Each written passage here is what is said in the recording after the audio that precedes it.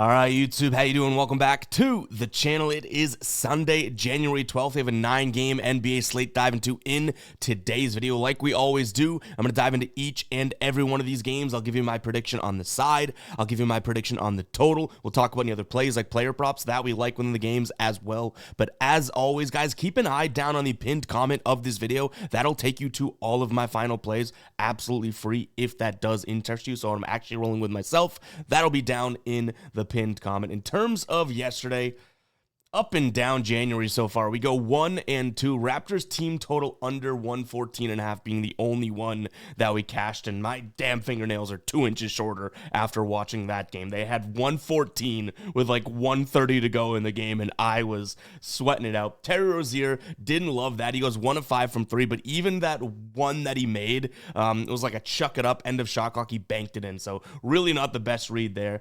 The Timberwolves and Anthony Edwards and Dante DiVincenzo same game parlay, I liked. I mean, we got the Timberwolves at an alternate line at plus 7.5. Dante DiVincenzo had an amazing night. Like, we almost rolled with him as an individual play. I talked about it in the video, but just didn't sack up and do it myself. But Anthony Edwards is the one that lets us down in that parlay, which is unexpected. But honestly, even though it's a 1 and 2 night, and even though things have been up and down, I feel pretty good about how he read the board yesterday. Had tons of plays that I was this close to entering, right, and making final plays and locking in that we just didn't. So that tells me that we're steering the ship in the right direction, right? You can't take credit for those. If you want to go back and see what I was right about, go watch yesterday's video. There was a ton of it. I'm not going to do a victory lap about things that monetarily and final play-wise didn't impact at all, right? I'm not going to mention names or anything like that, like Devin Booker or like Cade Cunningham or like some of the other plays we had, but go back and watch that if you do want that proof, but that doesn't matter, right? We didn't actually capitalize on it, but it does tell me that at least we had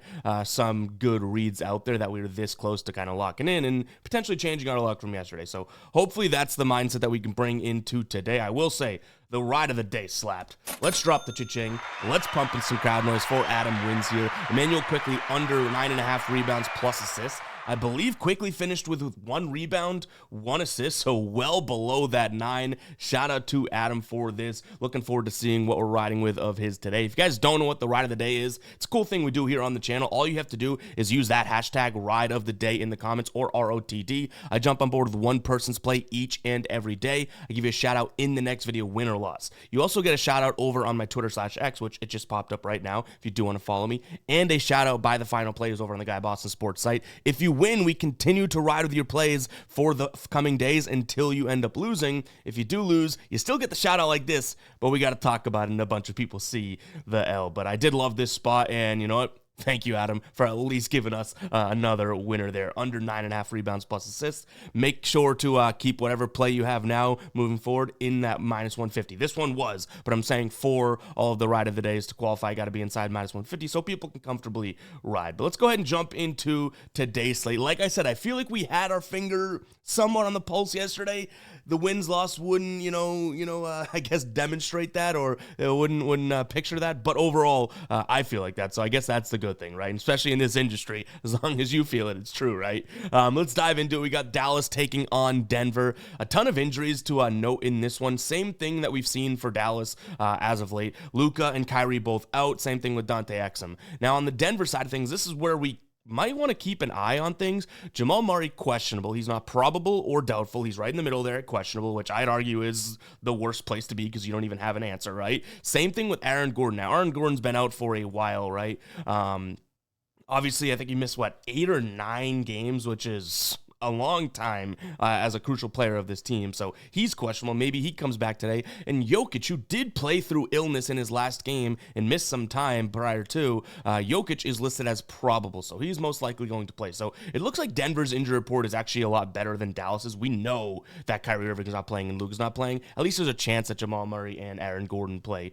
over here. So I think with that being said, I will ultimately end up leaning towards Denver minus the 5.5 points. This Dallas team, yeah, they can beat teams without these guys, but I don't think they can beat good teams. You look at the teams that they've beat: Portland, and then they beat the Lakers, but that was the Lakers on the, the Lakers were on the road. Dallas was at home. It's a way different Lakers team. They lost to Memphis. They lost to Cleveland. They lost to Houston. They lost to Sacramento. Those are the 4 games prior to those wins. So I do think that, obviously Luka being out, Kyrie being out, takes this Dallas team down a peg, and Denver may just be getting going. 3 of their last last 4 games they've won. They've also won, I want to say it's 6 of their last 8, if I'm not mistaken. 6-4 over their last 8 games. 6-2 actually over the last 8 games against the spread as well. If they're healthy, I do think that they're one of those teams that gets better. You know, there's a few teams in the league right now that I've been saying that about. Denver, Milwaukee, and Minnesota are these teams that I just feel like they're about to hit their stride now. I've been saying that for a couple of them for a while, and it's about time you start making me right, guys, or I'm going to look like an idiot. But overall, I do think this Denver team, against a Dallas team that is depleted, should be good to go. You look at the last 2 times these two teams played, which were both this season, a fairly healthy Dallas team in both of them. I don't think Luka played in the second one, but Luka and Kyrie played in the first one. They're both games in November, and they've been close games, right? We saw a 122-120 win in Denver last time. Actually, both games were in Denver. 122-120 win for Denver, and then a 123-120 win for Dallas. So if we already have, the level here is a close game, you take Luka, you take Kyrie out of the equation. I sit there and go, okay, well, if it's going to be a close game, I think Denver can, I think that those guys are worth 6 points in favor of Denver, if that makes sense. So I'll lean in that direction. In terms of the total at 229.5, I don't mind an over. I think both of these teams are going to be able to score at the rim like going through Swiss cheese here. PJ Washington's a guy that I would consider for Dallas. Now his points line's up there at 16.5, but the dude has been crushing it. In fact, if we want to take a peek over on the Outlier screen here, guys, Outlier, link down in the pinned comment. You get 7 days free, my favorite player prop research tool. I know there's a lot of other ones out there. What I love about Outlier is they do all sports too. So yeah, if you want the most bang for your buck, check it out. 7 days free with the link in the pinned comment. After that, it's under $20 per month after the trial. But PJ Washington, 16.5, right? Yeah, it looks like he's been kind of shoddy to this line, but last 3 games, and obviously if we want to say no Kyrie and no Luka, look at this. Right, this year, 3 straight games. He's done it in 4 of his last 5, and he's coming very close, averaging 19.8. The field goal attempts are crazy, too. 17 field goal attempts without those guys playing. So I do like that. You also throw in the fact that this is a guy that's going to like to score in the paint, obviously. That is where Denver kind of struggles defensively. Now, speaking of that, that's also where Dallas struggles defensively. So Jokic, though he's ill, right? I don't mind his over 29.5. Look at his last 2 games, both this season against Dallas. 37 and 33. In minutes played, that was, In minutes played, that was 38 and 39 minutes, right? Now, he's going to play a ton of minutes. He's averaging 37 minutes on the season. If we filter this to 39-plus minutes for him, it doesn't look all that tremendous. 40-plus goes to 67.5. Obviously, the more minutes he plays, the more he's going to get, averaging 35 points when he plays 40 minutes. Now, overall, yes, he is a little sick, but I would look at this last game where he played through it, and he had 35 points in, I want to say it was 35 points in 38 minutes, and he shot the ball 21 times. Like, you should still get the quantity out of him that we're hoping for to be able to go out there and score 30, especially against a team that is weak in the paint. So I'd look at both of those guys. I will say those lines for both of them a little bit too high for me. I wouldn't mind knocking them down a peg. Maybe PJ Washington like 12 plus points and Jokic 25 plus points in the same game parlay and saying, okay, now I identified my 2 guys that I like. We knocked the lines down. Let's put them together in the same game parlay. That definitely has a chance to be a final play. All right, New York taking on Milwaukee. We definitely have a good one here. I just mentioned it, right? I think Milwaukee's going to be one of those teams that kind of gets going, and whether or not you think they've already started to get going, right? They've won 3 straight games. Not exactly like the most triumphant wins. I would say their best win recently would be that San Antonio win where it was like the game of the night, Wemby versus Giannis, and they end up winning that game by, 16, right? In Milwaukee. Now, New York is a premier team in this league. We know that. They are 1-4 over their last 5 games, which is a little surprising. They have dealt with some injuries.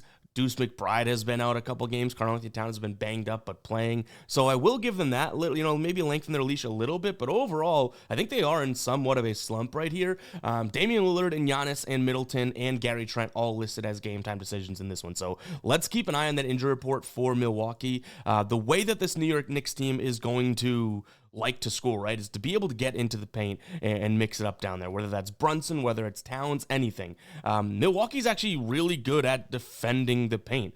So far this season, the third best team in terms of points in the paint allowed, second best over the last 3 games. You head over here, just 64.2% in terms of field goal percentage against. So I don't think New York's going to have all that much success. But my one sort of concern is, okay, well, what about Milwaukee, right? If they're going to shoot a bunch of threes, which they have been lately, looks like New York has actually been pretty stellar on the outside as of late. Now, 19th in terms of this season, that's not great, but at home this year, third best team in terms of points allowed from 3. And then in the last 3 games here, the 5th best team. And both teams do like to isolate, and both teams are pretty damn good at preventing the isolation, right? So I'm sitting here going, okay, well, if I'm racking my brain, how are these two teams going to score? I think that ultimately points me towards an under. And then you look at their most recent matchup, which was at the beginning of November, a 116-94 win for New York, and that was in New York. So I'm starting to think, okay, you know what? My main play here is most likely going to be an under. My one concern is that this Milwaukee team has obviously been scoring a decent amount of points, right?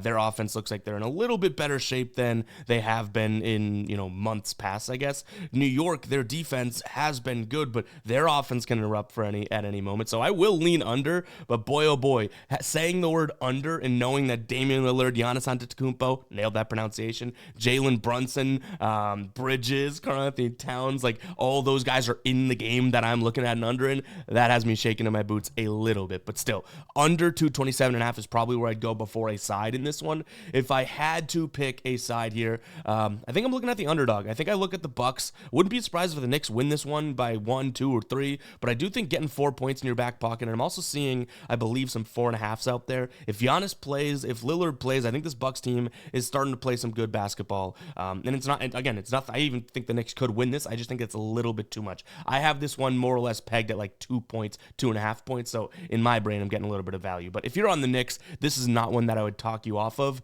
If you are loving the over, not to talk you off of it, but I would, rehash what I just said in terms of the Knicks like to score in the paint as of late and on the year. Bucks have been pretty damn good defensively there. The Bucks starting to shoot a lot more threes, and their threes are coming in clutch, right? That's how they poured it on against San Antonio. New York's actually been a lot better lately in terms of defending that perimeter. So, yeah, keep that in mind. I mean, they didn't necessarily play. They played, in the last 3 games? OKC, Toronto, and Orlando. Not exactly the teams that'll fire from 3, right? But nonetheless, I do think that Milwaukee may not have an easy of job at scoring at 3. But if I were to put it and say, okay, let's compare the two, I think the Knicks will have a harder time scoring in the paint than Milwaukee will from 3. So it helps that lean towards Milwaukee. But I still do like the under. And I honestly dug here, but I don't think I have much from a player prop perspective. If anything, I would start to maybe consider some unders, but again, putting under in the same sentence as some of those, star player names is a little bit worrisome. So if we do add anything, it'll be with the final plays, and I'll add a little blurb as to why I like it, just so you guys know if you do want to, fade it or tail it. But nonetheless, as of right now, nothing that kind of jumps off the page to me. Oh, and by the way, guys, if you want access to this dashboard, this is our Guy Boston Sports members dashboard. You can head over to GuyBostonSports.com. This is the homepage right here. You head over to the members area, go to NBA dashboard. As of right now, we have it set up for no access, right? But if you did have access, so we can say view with membership access, you will see this dashboard come out. It has not been uploaded for today. Usually comes out just before 10 a.m. Eastern time, sometimes earlier. But what it is, it's a dashboard. You can head into it. You can download it, print it out, anything you want. Zoom, mess around with it, right? Sometimes I like, if I'm on the road, print them out, and then I can, work on them in terms of finding plays on a plane or whatnot. But it has each and every game broken out. All of the spots that I like to look at myself has them all broken out in a visual format. Green is good, red is bad, that type of thing. Shot frequency, field goal percentage against, field goal percentage for in terms of offense, defense. So yeah, if that type of thing interests you guys, head over to GuyBostonSports.com, head over to the member area, and go ahead and sign up. You have a bunch of different membership levels. You can get the all sports, which means you have access to our NFL dashboard for the rest of the year, and NBA, as well as MLB when it comes out, or you can just go sport by sport if you would like. So go ahead and check that out. Again, that's GuyBostonSports.com. Get access to the dashboard. We have a video here that kind of explains it as well. All right, next up, Chicago taking on the Kings. And yeah, this Kings team that was on the DNB graveyard for a while is now finally starting to look like a damn good team now. De'Aaron Fox still listed as questionable. He might not play in this one, but I mean, they beat the Celtics outright as 11-point dogs without Fox, right? So, yeah, maybe there's nothing to be said about Fox. They can still win games. Chicago, on the other hand, has kind of been up and down. They're 5-5 over the last 10, 5-5 against the number as well. Interestingly enough, they are 2-8 to the over, so 8-2 to the under, which obviously this is one of the fastest paced teams in the league.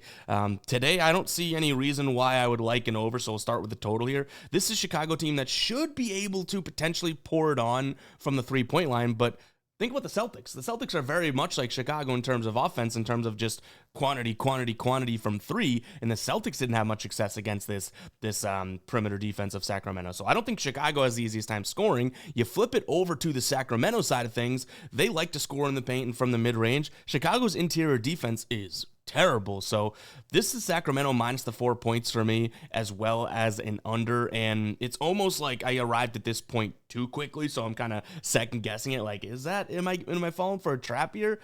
Maybe Fox, they're not going to be able to maintain as much without Fox as they've looked, but overall you have Chicago on the side of things dealing with some injuries. Dosunmu's listed as questionable, Torrey Craig out, Patrick Williams game time decision, Kobe White now listed as a game time decision. So if they're missing some of their guys, then damn, yeah, I think that we could see, an equal sort of flip in terms of injuries, because I still like the idea of Monk, DeRozan, Sabonis, Murray in the starting lineup compared to Giddey, Levine, Big Vooch, you know what I mean? So yeah, I don't mind Sacramento in this spot. I also don't mind the under. The problem is, now we've cashed a bunch of Chicago unders when they're playing in the game, right? Because usually they will inflate the line because they're such a fast-paced team. The problem is we've also lost a bunch of Chicago totals this year when we take the under. So to me, I still do think Sacramento being so good, interior-wise is helps an under, right? But Chicago doesn't really elect to score in there. Like I mentioned, they like to shoot threes. So we're grasping at straws that the Sacramento team is still going to play the defense that they played against the Celtics. That could have very much been, and it was. I watched that game, obviously being a Celtics fan. Shout out to them. They just shot terribly as well. It wasn't just like total defense. So we'll see. But I do like Sacramento minus the 4. I think that has a chance to be a final play. I have that pegged right around minus 3.5 over in my book here. So in terms of my notes and whatnot, that's where I'd put them. Player prop wise, I think Sabonis could kind of eat in this spot. You can get him over 14.5 rebounds. I also don't mind his points plus rebounds. It's way up there, 36.5, but especially if he doesn't have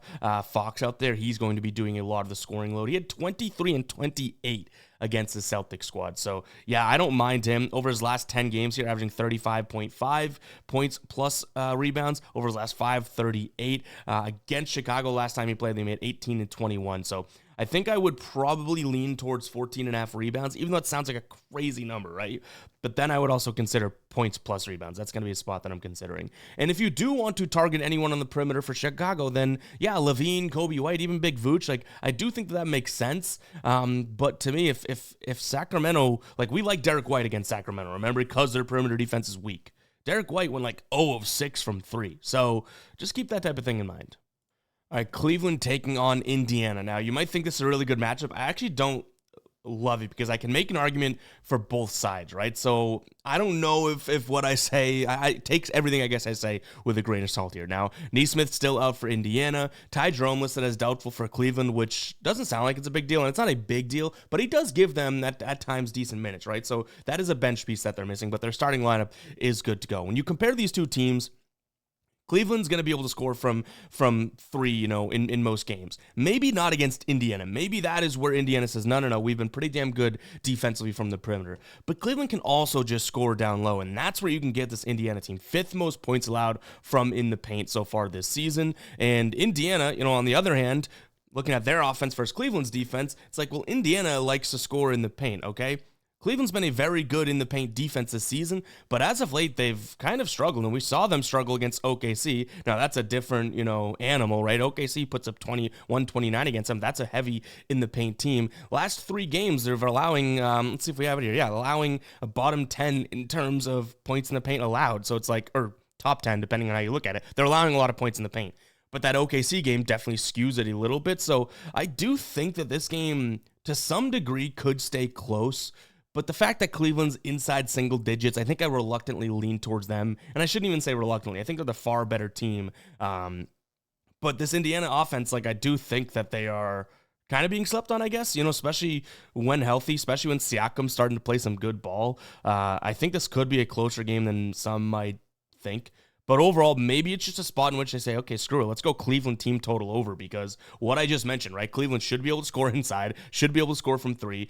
They should be able to play at whatever pace they want. They're a fast-paced team. I don't think the Pacers are going to say, hey, let's slow things down. Their name is the damn Pacers, you know what I mean? So, yeah, maybe a Cleveland team total over. In fact, we can use Outlier. We'll jump in and let's see if we can find the updated line. This is why I love Outlier, by the way. It's not just for player props, but we head into this game. You can look at team props and look at all of the odds for all of the prices here. So, over 122.5, 123.5. Those are high numbers, but this Cleveland team's definitely capable of it, right? So I'd consider maybe something around here. Or if we do really want to get, nitty gritty, we could say maybe like a same game parlay where Evan Mobley's involved, because I do think he's going to have a good game from in the paint, and then knock that team total down a little bit and put them together. Something like that. But yeah, Evan Mobley, by the way, it would be a player prop that I'd consider. In terms of what we have from his updated line, let's check that out.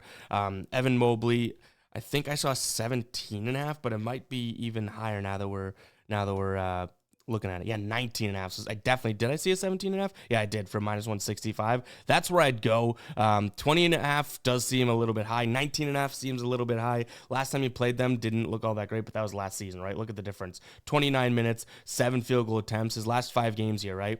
He's shooting the ball, almost double that, playing way more minutes. So yeah, Evan Mobley I'm still confident in, but maybe it's like a 15 plus in Cleveland money line or Cleveland team total over alternate, something like that.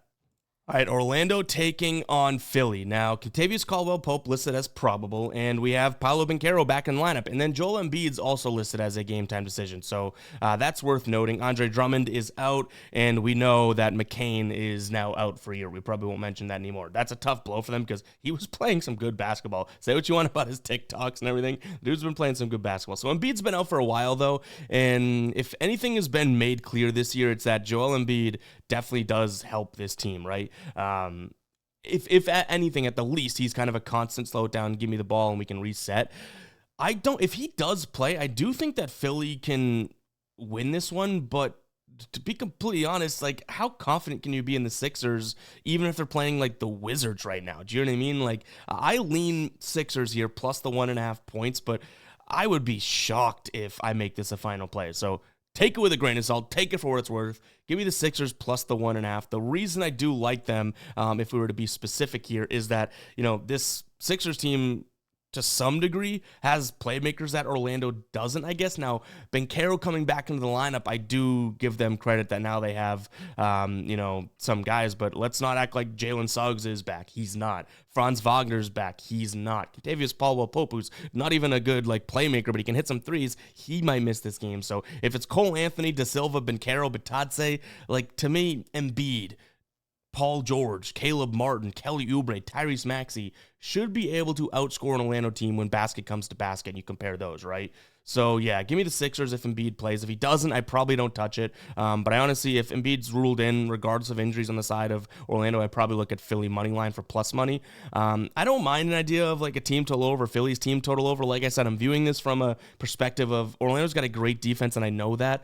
But can they cover all 5 of those guys? Because, all 5 of those guys can score the rock. Do you know what I mean? So give me Philly as well as the team total over, and then potentially just the over overall, right? In Paolo Banchero's return, they had a 109-106 game against Milwaukee. That was a 211.5 total game. They ended up hitting the over. It was marginal, but they did hit the over. So maybe something similar here. We just got to hope that Philly plays offense and Embiid plays, right? From a player prop perspective, kick the idea around of a Banchero under, but I'm just not sure. He had a good game, right, when he returned, and I was thinking that maybe he would struggle to some degree, but he proved me wrong overall. So, yeah, Banchero right now, his line is sitting at, let's see, I think it was 20, I want to say it was 23.5. Yeah, seems a little bit high. Last time he played the Sixers, 22, 14, 19. Now, he was an animal at the beginning of this year. Those are games last year, so I don't necessarily want to sit here and say that that's the type of thing. But, yeah, he comes back and it's like, oh, maybe he is just as good as he was to start the year, right? But I still would lean towards his under. I think that this is a Philly team that should be able to play somewhat of a good defense against him in a sense. They can throw a lot of different looks. Oubre, Paul George, Martin if they need to. So, yeah, to me, I'm just kind of fading the idea of a guy coming off of an injury. But, again, I throw in the fact that I'm just transparent about it, that I thought that same thing, and he had 34 in his return game. So, take everything with a grain of salt, like I said. All right, we can move right past this one. We have OKC taking on Washington. I lean OKC. They can kill bad teams, obviously. Washington is, yeah, I think you could put them in the category of a bad team. The Thunder coming off of a big win against New York. They should be able to win this one. Even if they don't win it by 16, there's nothing screaming at me or telling me to like Washington plus the 16.5, right? So, yeah, OKC minus the points. In terms of the total, I guess that's something that we could consider. I don't mind an under here. I don't see how Washington scores the ball, so maybe a Washington team total under. I guess my only concern would be if OKC starts playing fast. We know this Washington team likes to play fast, right? So maybe that's something. But either way, not really looking at any player props because we have tons of blowout potential here. And then maybe I just consider the under overall. I'm kind of in a similar boat here, but we'll talk about it a little bit more because I am a Celtics fan, so I like to talk some C's. We do have some injuries to note. DeJounte Murray listed as questionable, and then Brandon Ingram obviously still out, and Herb Jones still out. So those are three guys that if they don't play, that changes the team, right? Now, this is a Pelicans team that I feel like I've been ragging on all year long, and sorry if you're a Pelicans fan, but like, I think you deserve it, right? You're coming off the win against the Sixers, which is a good look, right? Lost to Portland, lost to Minnesota. Those are games that I believe you're favored in the Portland game, right? But the Celtics ultimately coming off of a loss, right? And the Celtics off of a loss, I do like this spot for them now. Are they going to win by 14.5? Potentially. They've been a pretty bad cover team this year because they're laying numbers like this. So ultimately, I think that I would say Celtics team total over or nothing in this spot, or a Pelicans team total under. But why I hesitate to potentially, roll with a Celtics team total under, Pelicans team total under, would be the fact that the Celtics team, though they're getting better, they still do, to some degree, struggle at preventing points in the paint. And that's where the Pelicans are going to elect to score, especially with Zion Williamson coming back. Maybe the Pelicans could keep this one going. So I guess I would lean towards an over, but definitely a Celtics team total over. I don't want to touch the 14.5 just because, hiccup. The Celtics have been so bad against the spread this year. So yeah, Celtics team total over or nothing for me in this one. Now I will say, even though the Celtics do not like to take it into the paint themselves, Pelicans really, really struggle in the paint. And when you think about the Celtics and in the paint, it really does scream one guy's name in your face, and that's going to be Jaylen Brown. Unfortunately, there's tons of blow-up potential here, right? Like 14.5, Celtics off of a loss. They could be mad. They're at home. We could see less minutes of Jaylen Brown. His line's at 22.5. When you look at Jaylen Brown and he only plays, 33 minutes, this season he's hit the under in 4 straight games and in 5 of his 8. So blowout worries me, but if this game is even remotely close, I think Jaylen Brown eats. So that's where I'd go, but again, blowout definitely worrying me in this spot. All right, now we got Utah taking on Brooklyn. So Utah coming off of a game yesterday. They did end up covering. That was a game that went up and down, but they had 10.5 points in their back pocket. They end up losing the game by, 7 or 8 points to Phoenix, who we'll talk about in just a second. Utah's playing I said it in yesterday's video. I was like, this team has not figured out the wins yet, right? But they're 8-2 against the number in their last 10. They've covered in 5 straight games. Now you have them as favorites, though, and that's a little bit different, right? Like, these are teams that were getting 8 points, getting 9 points, and they were able to stay in games and cover. Now on a back-to-back in which they've only covered in 40% of those situations so far this season against the Nets, who on rest advantage situations, so they've had more rest than their opponent, covering 62% of games. I don't know how comfortable I am leaning towards Utah as favorites. So I'm going to go and look here at Brooklyn. That being said, this Brooklyn team isn't exactly in the best spot either, right? Their injury report, my eyes get tired reading. They have Ben Simmons as their point guard, so you can account for 0 points from that position. Then they go Keon Johnson, Williams, Noah Clowney, Nick Claxton. Not exactly the dream scenario here for Nets fans or the next organization because, they should be able to even potentially win this game outright. But again, their team is just so deterred right now, right? Like they're so injured and whatnot. So I lean the Nets solely because I don't like the Jazz, the idea of them as favorites. Now you have Keontae George and John Collins potentially coming back, and you might be thinking, oh, that's great. They've been winning games, or at least not winning, keeping them close without them. I don't know if that's necessarily a good thing, right? Like they have a competitive basketball thing going. You throw in 2 different starters that haven't been starting, it might kind of mess with things. So yeah, I view that as like a net negative. I still like Brooklyn plus the 4.5. Now the total's at 215.5. I don't mind the over in this one. I mean, you have the worst defense in the league in Utah, and then damn near close to the worst defense in Brooklyn overall. Right now, what we could say is that Utah is a 3-point team, and Brooklyn isn't. I guess Brooklyn's not good defensively from anywhere, so I was gonna say that Brooklyn could allow them to score from 3, but overall that just helps an over, right? So yeah, I think that we're fading the defenses here. Are we riding with 2 good offenses? No, but we'll fade the defenses.